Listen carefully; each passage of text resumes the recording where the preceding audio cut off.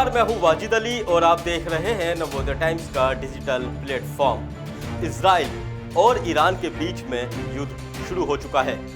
सबसे पहले इजराइल ने ईरान के ऊपर हमला करके उसके कई नागरिक और वहां के आर्मी ऑफिसरों को मार गिराया था। इसके बाद आग बबूला हुआ ईरान भी बदला लेने के लिए पूरी तरह से तैयार था। ईरान के अंदर बगावसी हो गई, लोग सड़कों पर आ गए और ईरान सरकार से गुहार लगाने लगे कि ये जो इजराइल ने हमला किया है इसका बदला लिया जाए। जिसके बाद लगभग 200 बैलिस्टिक मिसाइलें जो हैं ईरान ने इजराइल के ऊपर दागी और इजराइल में भी भारी तबाही का मंजर देखने को मिला। हम आपको बता दें, इजराइल ने ईरान के ऊपर जो हमला किया था वो उसके परमाणु संयंत्र के ऊपर किया था, जो कि लगभग तबाह भी हो गए थे। जिसका गुस्सा ईरान ने जो है इजराइल के ऊपर बैलिस्टिक मिसाइल से हमला करके पूरा किया और वहाँ पर जो इजराइल के जो हथियार के जो पूरे दस्ते थे उन्हें तबाह कर दिया।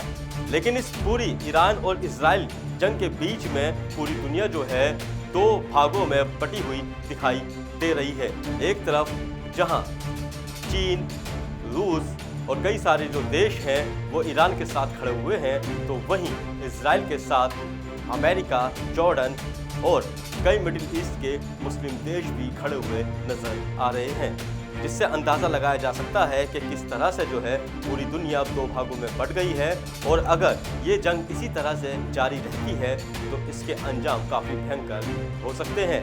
इजराइल के प्रधानमंत्री बेंजामिन नेतन्याहू ने भारत के प्रधानमंत्री नरेंद्र मोदी से बातचीत करके उनसे समर्थन मांगा। इसके बाद जो है भारत सरकार ना तो ईरान से और ना ही इजराइल से, दोनों से किसी तरह से कोई बिगाड़ खाता कर सकती है, जिसके चलते जो है भारत सरकार ने मध्यस्थता की जो बात है वो रखी है। और अब अमेरिका ने भी सऊदी सरकार से, सऊदी के किंग से बातचीत करके ये बात करी है कि दोनों देशों के बीच में मध्यस्थता कराई जाए। तो उम्मीद ये लगाई जा रही है कि ईरान और इजराइल के बीच में जल्द ही मध्यस्थता हो जाए।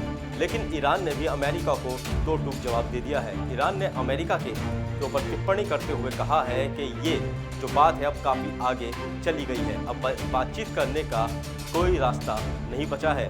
तो अब साफ सी बात ये नज़र आ रही है कि ईरान जो है वो भी पूरे मूड में है कि इजराइल के ऊपर हमला करे और इजराइल ने भी ठान ली है कि वो ईरान को पूरी तरह से निस्तेनाबूद करके ही छोड़ेगा।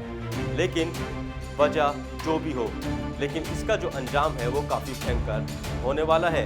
हम उम्मीद यही करते हैं कि जल्द ही दोनों देशों के बीच में मध्यस्थता हो जाए और ये जंग वहीं पर शांत हो जाए। आप देखते रहिए और बने रहिए नवोदय टाइम्स के साथ।